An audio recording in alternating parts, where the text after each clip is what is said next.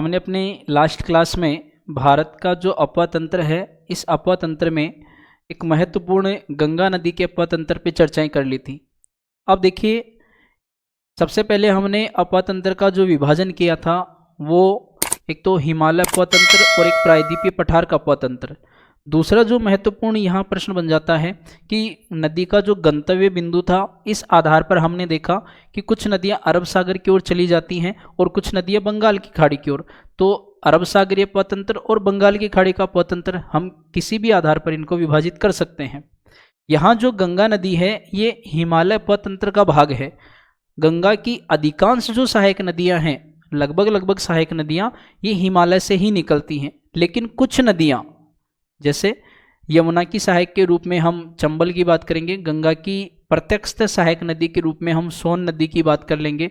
ठीक है, तो सोन नदी का जो उद्गम है ये प्रायद्वीपीय पठार से होगा, लेकिन हम सोन नदी को गंगा अपतंत्र में पढ़ेंगे।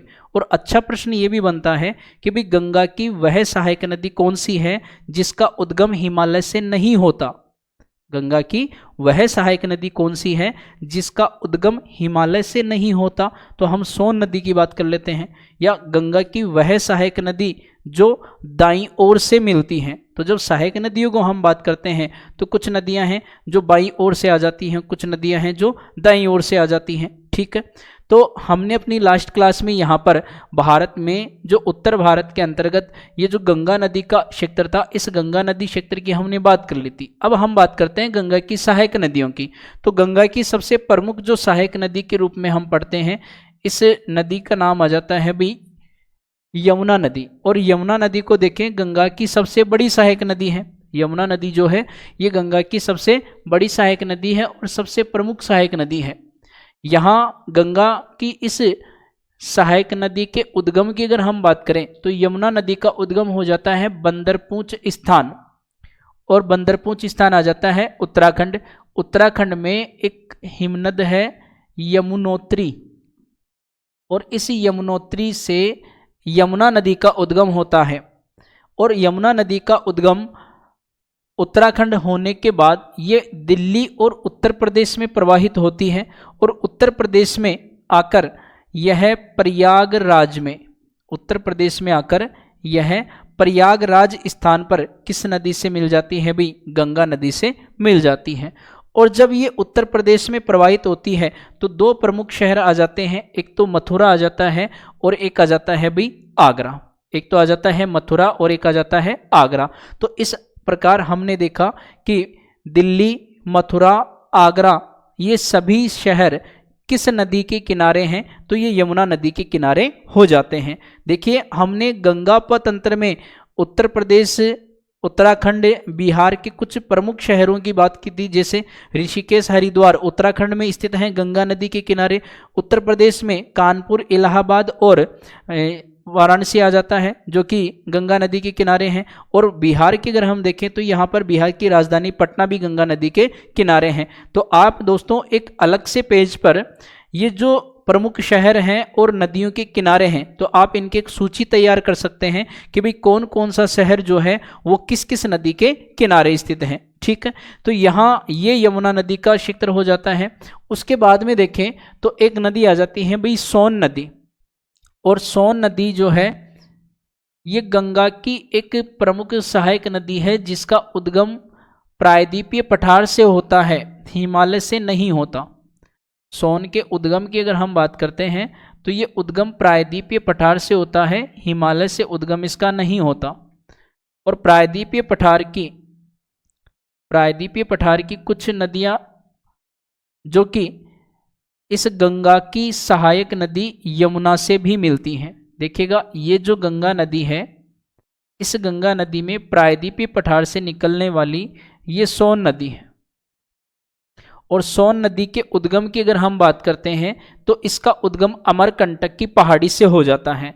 विंध्याचल पर्वत श्रेणी, और विंध्याचल पर्वत श्रेणी में ये विंध्याचल और सतपुड़ा हैं, तो यहाँ पर जो अमरकंटक की पहाड़ियाँ आ जाती हैं, अमरकंटक पहाड़ी से किस नदी का उद्गम होता है? तो अमरकंटक की पहाड़ी से उत्तर पूर्व की ओर तो निकल जाती है भी सोन नदी, जबकि इस पहाड़ी के पश्चिमी भाग में देखें तो यहाँ पर एक प्रमुख नदी आती है नर्मदा नदी, इस नर्मदा का भी उद्गम हो जाता है। अरीय प्रकार का अपतंत्र का निर्माण होता है अमरकंटक पहाड़ी से। तो यहाँ हमने बात की है सोन नदी का उद्गम अमरकंटक की पहाड़ी मध्य प्रदेश से हो जाता है। मध्य प्रदेश, उत्तर प्रदेश और बिहार, 3 राज्यों में ये प्रवाहित होती है और बिहार में जाकर यह किस नदी से मिल जाती है भाई? तो ये मिल जाती है सोनपुर के निकट किस नदी से? गंगा नदी से मिल जाती है। इस सोन नदी पर एक महत्वपूर्ण परियोजना संचालित है जिसे कहते हैं बाण सागर परियोजना। बाण सागर परियोजना सोन नदी पर संचालित है और ये मध्य प्रदेश और उत्तर प्रदेश की संयुक्त परियोजना हो जाती है। यहाँ पर इस सोन नदी की एक सहायक नदी आ जाती है भी रिहंद नदी, और रिहंद नदी पर गोविंद वल्लभ पंत सागर, गोविंद वल्लभ पंत सागर ये जलाशय निर्मित है। गोविंद वल्लभ पंत सागर जलाशय किस नदी पर है? तो रिहंद नदी पर है। और रिहंद परियोजना पर भी प्रश्न बन जाता है। उत्तर प्रदेश की एक महत्वपूर्ण जल विद्युत परियोजना आ जाती है। रिहंद जल विद्युत परियोजना किस राज्य में संचालित है? तो ये उत्तर प्रदेश में संचालित हो जाती है। तो फटाफट से देखिएगा, यहाँ हमने नदी की बात की है सोन, किसकी सहायक नदी है भाई? ये नदी है गंगा की सहायक नदी, लेकिन इसका उद्गम कहाँ से नहीं होता? हिमालय से नहीं होता। कहाँ से नहीं होता? हिमालय से नहीं होता है। तो उद्गम कहाँ से हुआ है? अमरकंटक की पहाड़ी मध्य प्रदेश से। इसका प्रवाह क्षेत्र है मध्य प्रदेश, उत्तर प्रदेश और बिहार में जाकर ये गंगा नदी से मिल जाती है। यहाँ सोन नदी पर एक परियोजना आ जाती है जिसे कहते हैं बाण सागर परियोजना, और इस सोन नदी की भी एक सहायक नदी आती है जिसे कहते हैं रिहंद नदी, और रिहंद नदी पर आती है रिहंद परियोजना।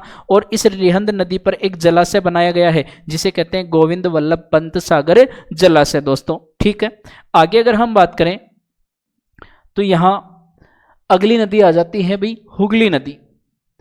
और हुगली नदी को देखें तो हुगली नदी का जो उद्गम है, या फिर ये जो एक वितरिका के रूप में पृथक हो रही थी, ये हमने बात की थी कि भाई गंगा नदी पर पश्चिमी बंगाल में बांग्लादेश सीमा पर एक बांध बनाया गया है जिसे कहते हैं फरक्का बांध।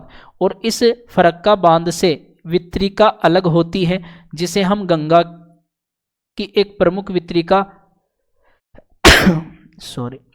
हुगली नदी के रूप में पढ़ते हैं। तो यहाँ से जो फरक्का बांध है, इस फरक्का बांध से ये जो जलधारा अलग होती है इसे कहा गया है हुगली नदी। उद्गम कहाँ से पढ़ रहे हैं दोस्तों? फरक्का बांध से पढ़ लेते हैं। प्रवाह की अगर हम बात करते हैं तो इसका प्रवाह पश्चिमी बंगाल में हो जाता है, और पश्चिमी बंगाल में जब ये प्रवाहित होती है तो यहाँ कोलकाता एक प्रमुख शहर है जो गंगा की इस वितरिका हुगली नदी के किनारे बसा हुआ है।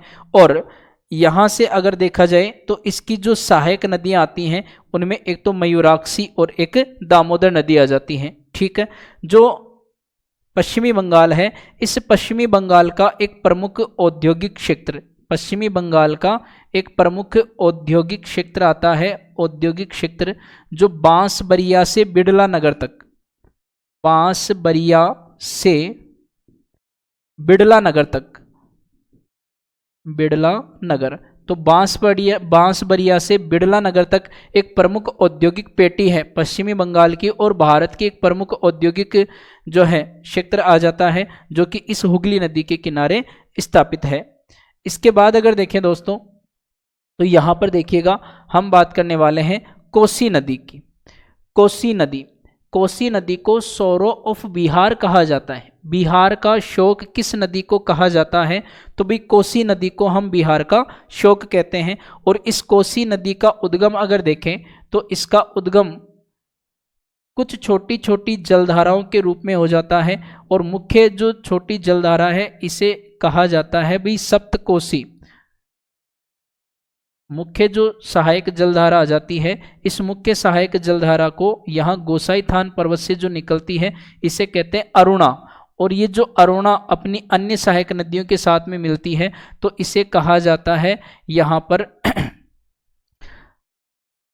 7 धाराओं का सम्मिलित रूप सप्तकोसी के नाम से जाना जाता है। क्या कहते हैं इसको, सप्तकोशी के नाम से जाना जाता है।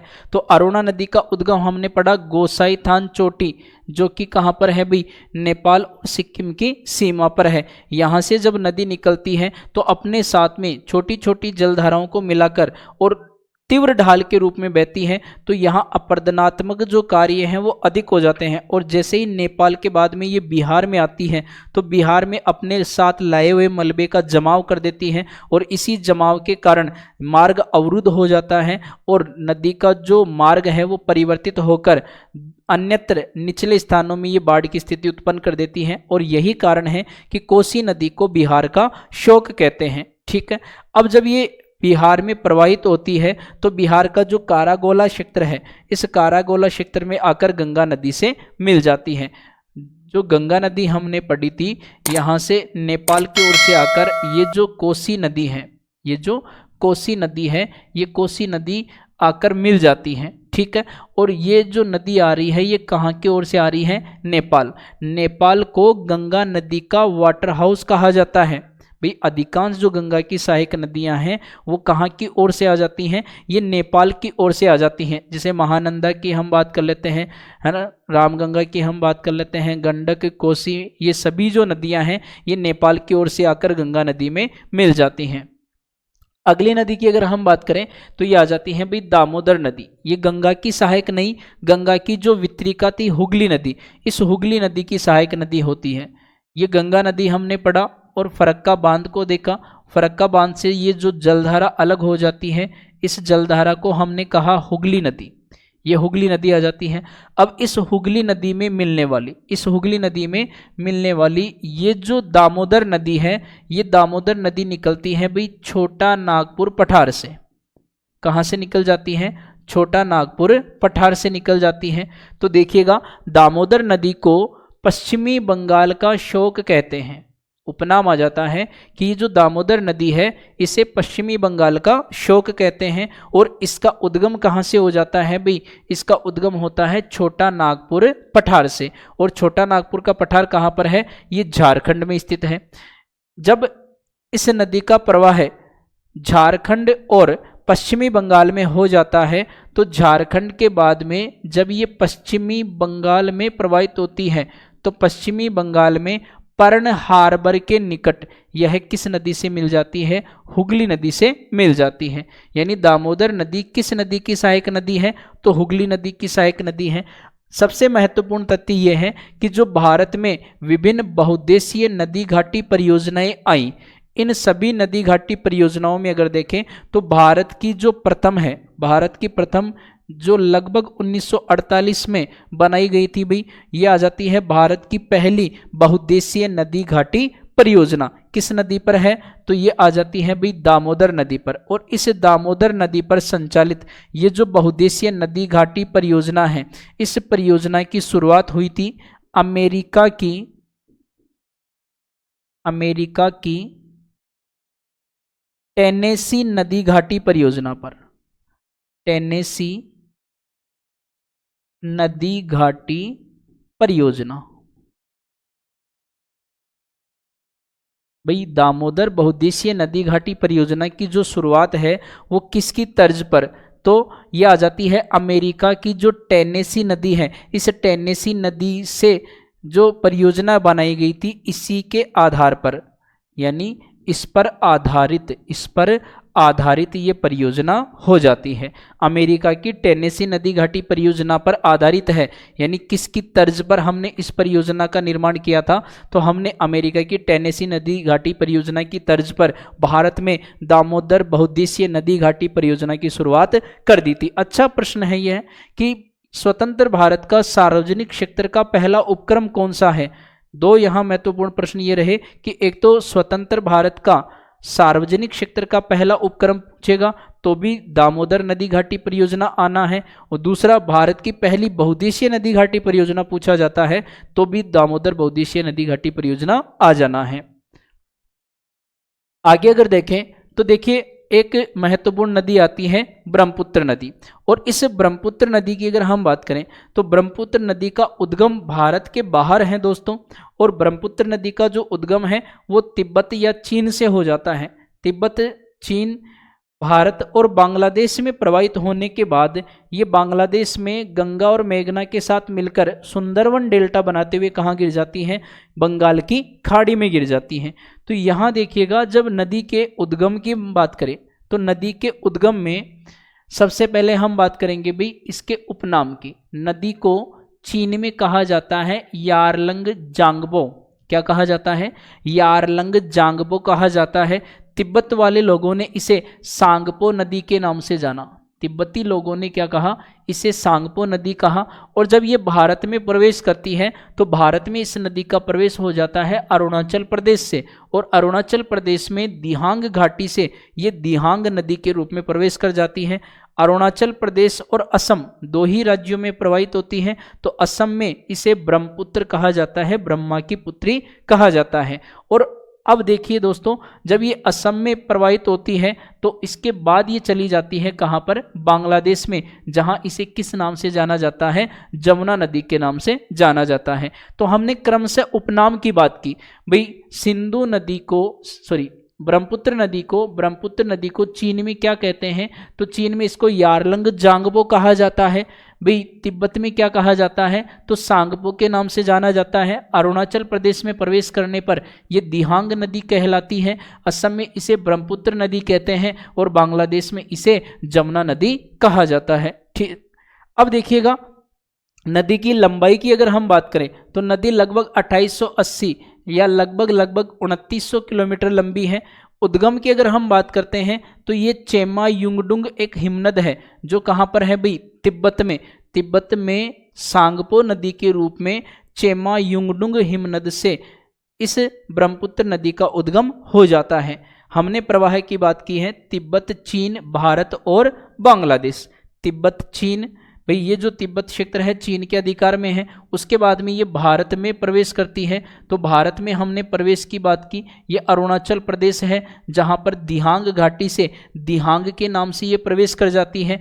उसके बाद में देखिए अरुणाचल प्रदेश के बाद अब ये आ जाती है यहाँ पर असम में, और असम में लगभग ये मैदानों में बहती है। यहाँ पर असम का आ जाता है एक क्षेत्र जिसे कहते हैं सादिया, और यहाँ पर आ जाता है भाई धुबरी।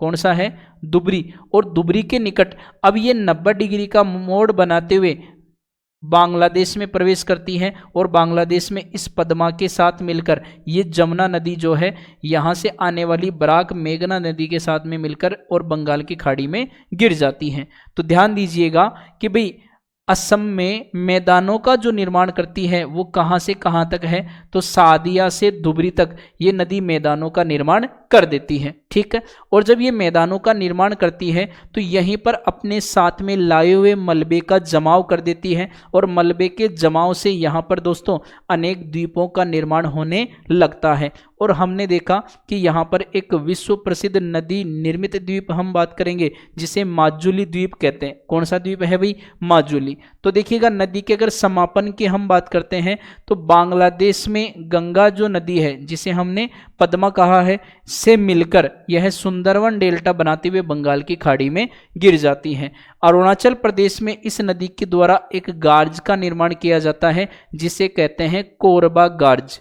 अच्छा प्रश्न ये है कि भाई कोरबा गार्ज किस नदी के द्वारा बनाया गया है? तो यहाँ हम बात कर रहे हैं कोरबा गार्ज का जो निर्माण है वो ब्रह्मपुत्र नदी के द्वारा किया गया है। असम के मैदानी प्रदेशों में, तो मैदानी प्रदेश जो आते हैं असम में, ये लगभग सादिया से धुबरी के मध्य बनते हैं। मैदान जो बनते हैं ये कहाँ से आ जाते हैं? ये सादिया से धुबरी के मध्य बन जाते हैं, और इन्हीं के बीच में एक द्वीप आ जाता है जिसे कहते हैं माजुली द्वीप। और इन्हीं दो क्षेत्रों के बीच अब ये जो ब्रह्मपुत्र नदी है ये नौका गम्य है, ये नौका गम्य नदी हो जाती है।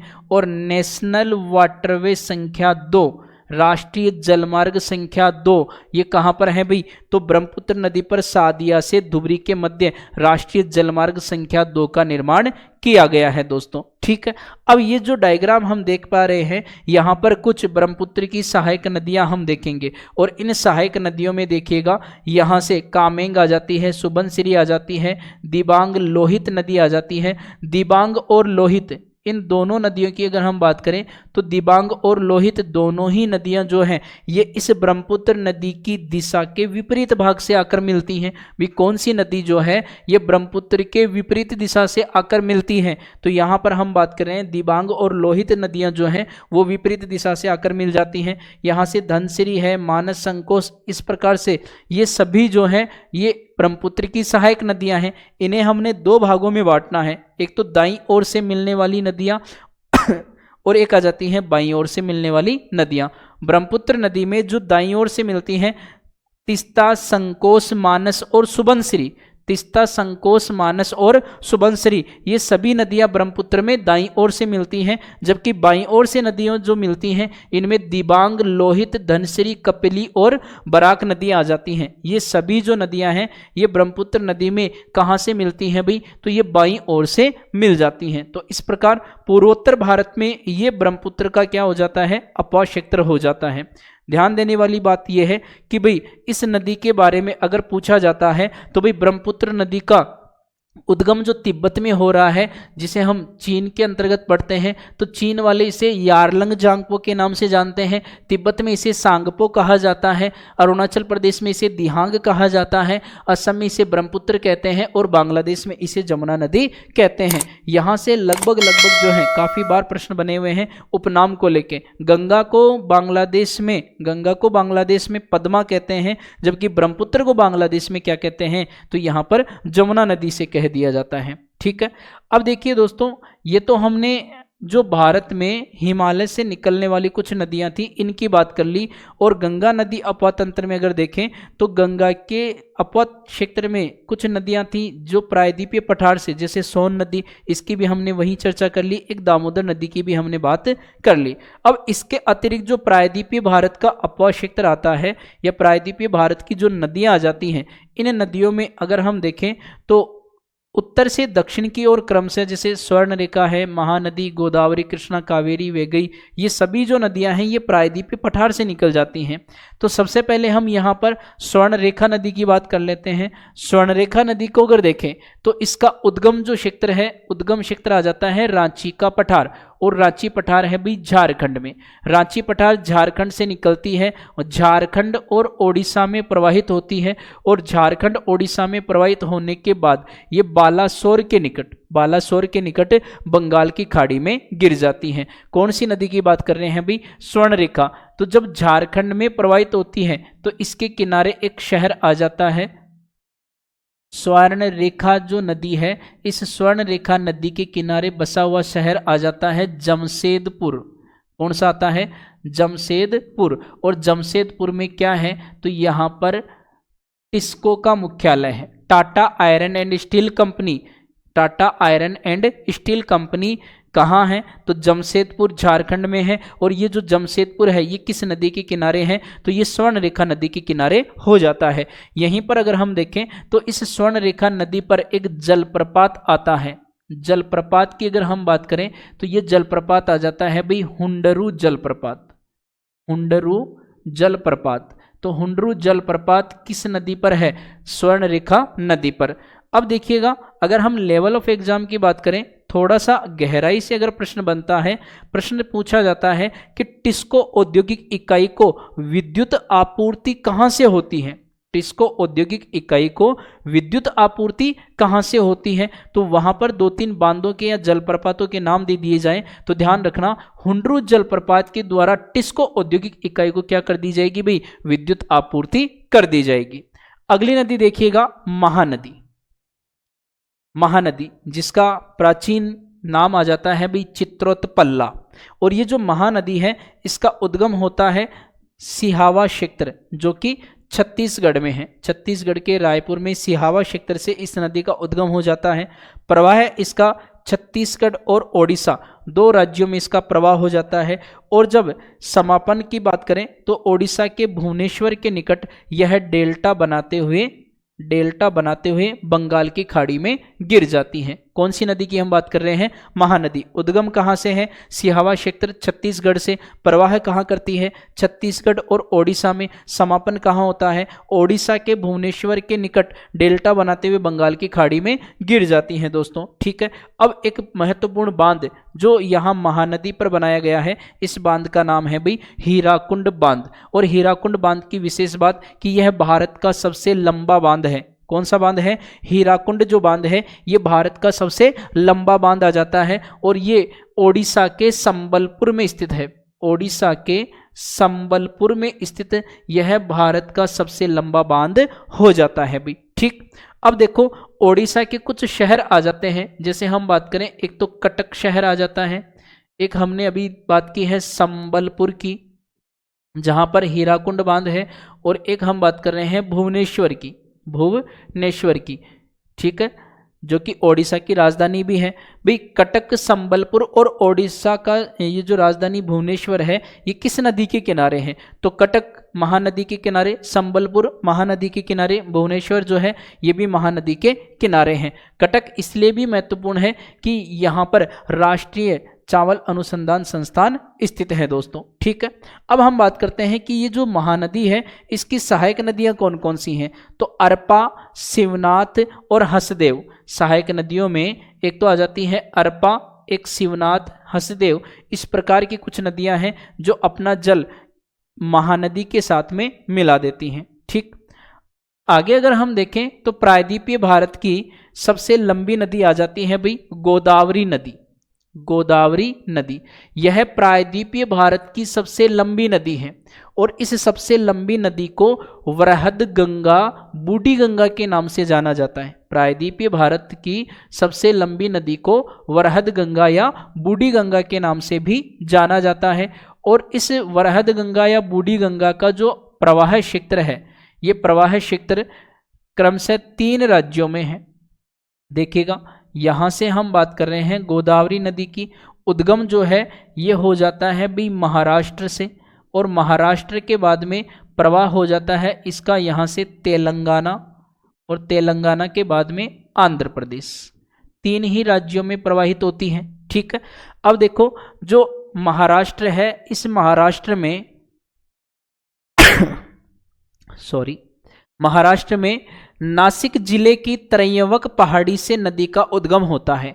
महाराष्ट्र के नासिक जिले में त्रयंबक पहाड़ी से गोदावरी नदी का उद्गम हो जाता है।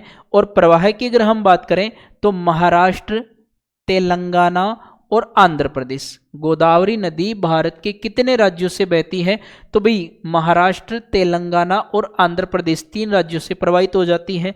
और आंध्र प्रदेश के राजमुंद्री के निकट, आंध्र प्रदेश के राजमुंद्री के निकट देखें तो डेल्टा बनाते हुए यह बंगाल की खाड़ी में गिर जाती है। ये जो डेल्टा बनता है ये बनता है भाई राजमुंद्री स्थान पर, और राजमुंद्री में डेल्टा बनाते हुए यह बंगाल की खाड़ी में गिर जाती हैं। ठीक है, तो राजमुंद्री किस नदी के किनारे हुआ भाई? तो यहाँ पर गोदावरी नदी के किनारे स्थित हो जाता है। नासिक किस नदी के किनारे है? तो नासिक भी किस नदी के किनारे आ जाता है भाई? ये गोदावरी नदी के किनारे स्थित है। अब देखिएगा, यहाँ से आती हैं इसकी कुछ सहायक नदियाँ, और सहायक नदियों में देखें तो एक तो वैनगंगा, पेनगंगा, वर्धा, मंजरा, इंद्रावती, ये सभी जो नदियां हैं ये गोदावरी की सहायक नदियां हो जाती हैं। इंद्रावती नदी की अगर हम बात करें तो देखो महत्वपूर्ण है कि इंद्रावती नदी जो है वो छत्तीसगढ़ क्षेत्र से आकर इससे मिलती है। इंद्रावती नदी छत्तीसगढ़ क्षेत्र से आकर गोदावरी नदी से मिलती है, और छत्तीसगढ़ के बस्तर जिले में, छत्तीसगढ़ के बस्तर जिले में देखें तो यहाँ पर एक जलप्रपात बनाती है, चित्रकूट जलप्रपात। चित्रकूट जलप्रपात। तो अच्छा प्रश्न ये है, चित्रकूट जलप्रपात किस नदी पर है? तो चित्रकूट जलप्रपात आ जाता है भाई इंद्रावती नदी पर। और इंद्रावती किसकी सहायक नदी है? तो इंद्रावती इस गोदावरी की सहायक नदी हो जाती है। यहाँ चित्रकूट जलप्रपात को एक उपनाम मिला हुआ है, इसे कहते हैं भारत का न्यागरा। इसे कहा जाता है भारत का न्यागरा जलप्रपात। भारत का न्यागरा जलप्रपात किसे कहा जाता है? तो भाई चित्रकूट जलप्रपात को कहा जाता है। किस नदी पर है?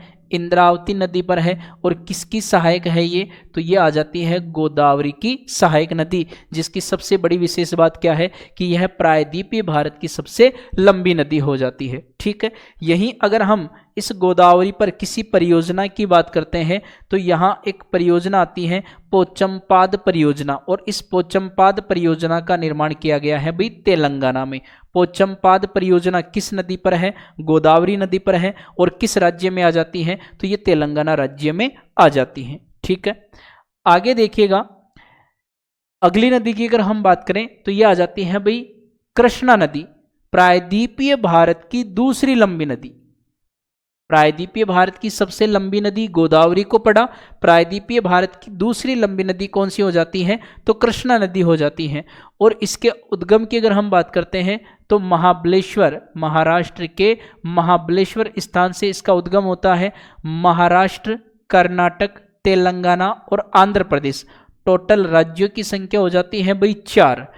कृष्णा नदी प्रायद्वीपीय भारत के 4 राज्यों में प्रवाहित होती है। महाबलेश्वर से उद्गम होता है, फिर क्रमशः महाराष्ट्र, कर्नाटक, तेलंगाना, आंध्र प्रदेश में प्रवाहित होती है।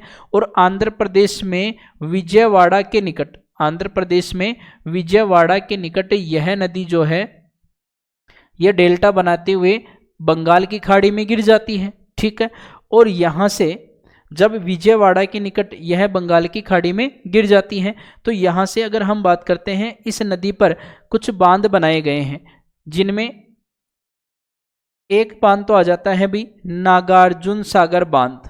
कौन सा बांध आ जाता है?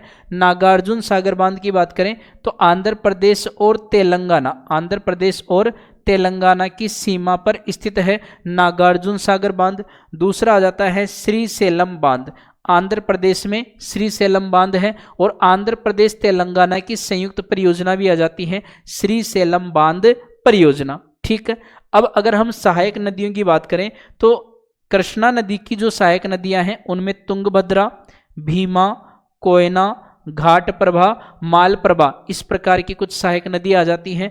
कोयना नदी पर महाराष्ट्र में, कोयना नदी पर महाराष्ट्र में एक बांध बनाया गया है और इस बांध का नाम भी रखा गया है भाई कोयना बांध।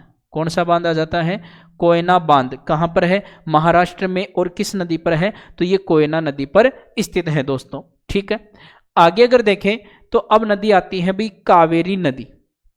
कावेरी नदी प्रायद्वीपीय भारत में, दक्षिणी भारत में अगर हम देखें तो ये दक्षिण भारत की भी एक पवित्र नदी के रूप में जानी जाती है और इसका उद्गम हो जाता है कर्नाटक के कुर्ग जिले में। ये कुर्ग जिला है भाई, और इस कुर्ग जिले में पहाड़ियाँ आ जाती हैं, ब्रह्मगिरी की पहाड़ी, जहाँ से कावेरी नदी का उद्गम हो जाता है।